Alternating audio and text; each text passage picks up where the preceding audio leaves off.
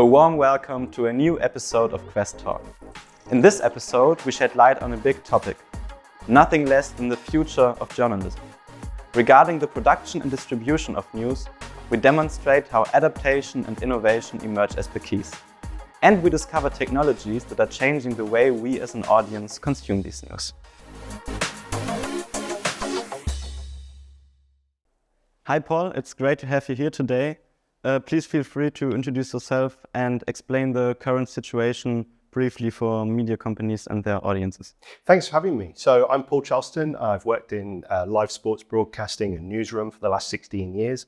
And really what we see is a continuation of the pain that has been felt by broadcasters around the world over the last 10 years, which is really reduction in advertising revenues, the need to do more with less constantly, and also to maintain trust and truthfulness in an era where many different platforms and many different user engagements need to be considered. So really trying to struggle with going away from the standard shows that used to be in place and really what we would call a rundown-centric world, and really move to ensuring that the story is at the core of every communication with users, no matter which platform they come to us on. What key aspects should be considered when doing this transition from rundown-centric to a story-centric approach? So let's just talk about what that really means. So in a rundown-centric piece, we had a high-quality brand, a particular show, maybe the 9 o'clock or the 10 o'clock news each day, where a broadcaster was really able to show the quality of their journalism, the quality of their brand, and really negotiate the stories of the day and put a real wrap on it so that people see this is what is happening today. This is the quality of what we're doing. Whereas in a more story-centric way, we're saying there's a more distracted, younger audience here, and we need to engage with them where they find us. And we can't really work in the same way. We need to think about making it three-dimensional, making the story really stand out and be understood as a real person rather than seeing it as a flat image on the screen. So story-centric makes sure that collaboration can happen, and maybe citizen journalist feeds or content pulled from TikTok or Facebook is integrated into the story to really make it part of the world in which the audience lives in. And why is the automation of platform-specific publishing schemes important? Well, it really comes down to that idea of, wouldn't it be fantastic to have one team that continues to work on our premium branding, and let's just add more teams for the platforms to make sure that we're creating the right version of the story with the correct style, look and feel that an audience member wants to engage with that platform on. But then we would have 15 teams. We can't just spin up all of that extra resource, especially at a time when finances are constrained. So what we need to do instead is to take the highest quality version of any story and find a way to break that down. What are the salient points? What is the most important and most engaging part of this story? And then present that in a way that maybe brings in the humor or brings in the visual aspects of the different platforms that we're releasing it to.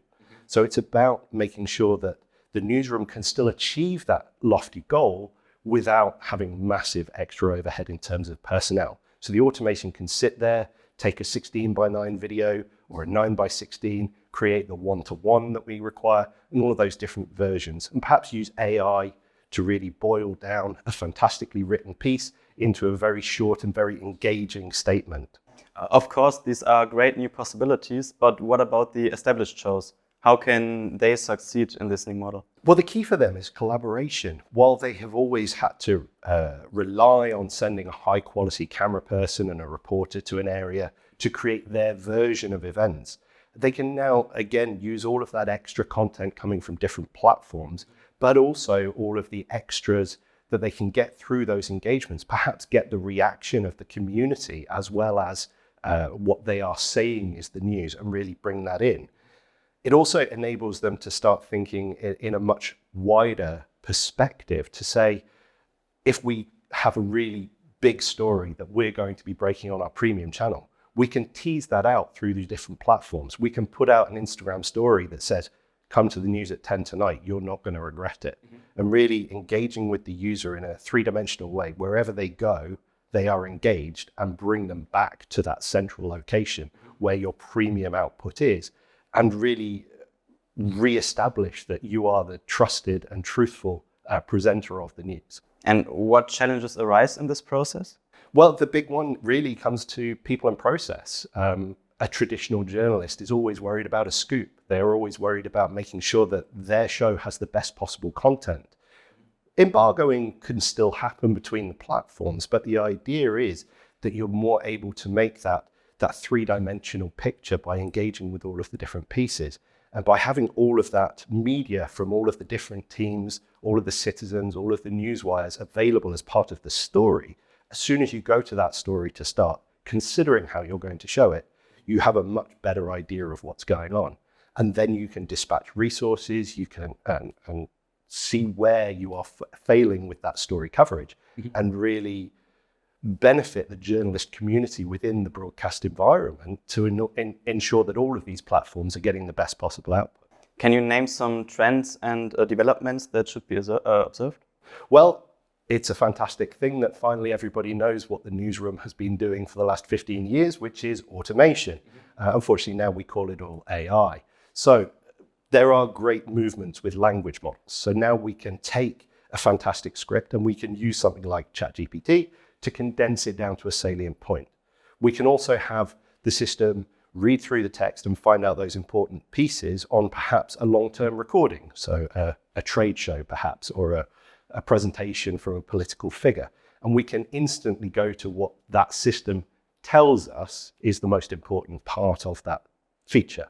We can then also look at it and say, if I have this and I need to engage with an audience perhaps in another language or in another territory, I can automate that process of translation and have a candidate translation come back to me without having to go to third parties, without having to engage people with those language skills, apart from checking legality, checking quality, and checking the factfulness of those candidate translations that we've got. We could take it even one step further and say, if we're trying to inject humor, we don't want one of our premium news readers to be saying something in a humorful way, even if we're putting it on Snapchat or TikTok.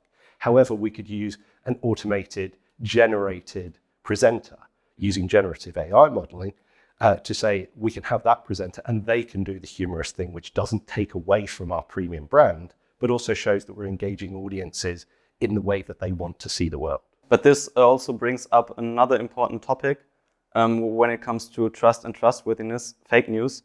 How can traditional media companies maintain their credibility in this era? Well, the real key point about that is, as I say, going to people where they are. If you are someone who is engaging on one particular platform and there are none of the premium news channels facilitating that space, you are going to be flooded with news that is not correct, or at least not well reported, or perhaps biased, or perhaps simply an attempt to change your world vision. However, enabling newsrooms and enabling premium brands to be able to hit all of these platform spaces means that there is trust and there is light being injected into all of these places. So really it's about ensuring that maintaining the brand quality that has been known by older generations through linear TV models is moved into the modern era and really starts to engage people on TikTok, on Telegram, on all of these different channels, such as the way that the BBC attempts to be a world presence whilst still maintaining most of their operation from the UK. Let's take a look into the future now. Are there new technologies and tools that could potentially influence how news are produced on one side, but also consumed on the other side in the future? Well, the one good thing is that technology companies are starting to engage with this idea of story-centric. Over the last few years, products have come to a level of maturity that are starting to really support that different model of the world or that different idea, enabling the story to be at the center. And what we already see is efficiencies there. We look at the idea that you can dispatch your resources to a story, whether that be because you're going to put it on TikTok or whether that's because it's going to be on the 10 o'clock news. You can already see that nobody is covering that story. You can start to engage with that and really build it into all of your processes. And you can say, okay, I'm going to make this a primary Facebook story. Therefore, I'm going to order a Facebook graphics package. So then my graphics team can be ordered straight from the story itself and really bring everything together so that these tools are collaboration all the way, whether that's chatting, whether that's integrating AI into the media that we're generating, having that all in a single space, rather than having to go to disparate systems and disparate people. The other key point is really about interfacing. Nobody wants to have to go and learn a clumsy broadcast-specific interface anymore. People are on computers all day anyway, so let's make it work in the way that they work and really move around to a user-centric, story-centric newsroom and really drive that piece so that the journalist is spending their entire time creating the highest quality output for the right platform to engage with those younger viewers and maintain that quality for the entire brand. Really great insights. Thanks so much, Paul. Thanks for having me. Thank you for joining us and your interest in this Qvest Talk episode. Which technology do you see as the biggest game changer for news production? We're eager to hear your opinion. Let us know in the comments and don't forget to subscribe to stay updated with the latest news.